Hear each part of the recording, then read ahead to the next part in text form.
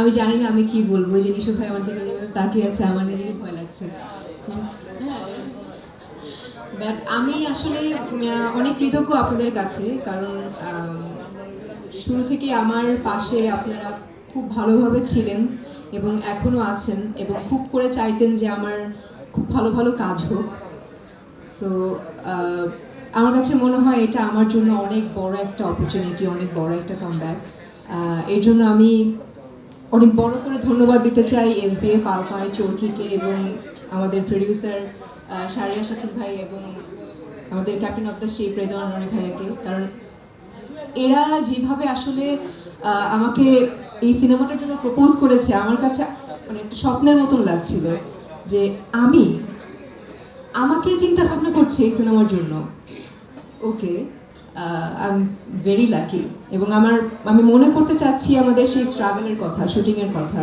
এবং হঠাৎ করে কেন জানি মনে পড়লো, এই তো না আগে মানে কিছুদিন আগে শুরু করেছি, এই তো না মহরতে আর মিশো ভাই চঞ্চল ভাইয়ের নাম ধরে দমের পরীক্ষা করলাম। এখন সিনেমা রিলিজের সময় হয়ে গেছে, 2 দিন পরে সিনেমা রিলিজ।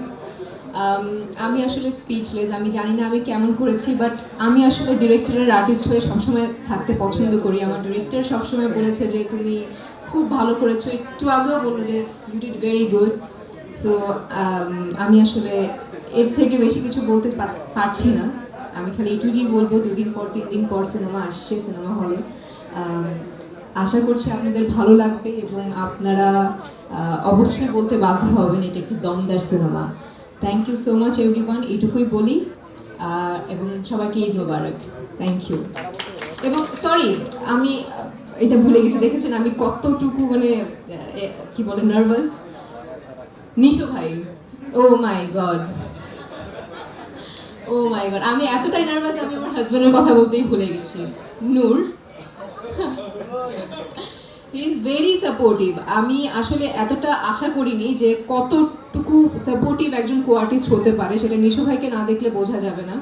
একটা মানুষ অ্যাক্টিংয়ের সময়, কাজের সময় যেমন হাসাতেও পারে তেমন সাপোর্টও করতে পারে, সেটা নিশো ভাই সব থেকে বড় প্রমাণ। থ্যাংক ইউ ভাইয়া for supporting me. Thank you.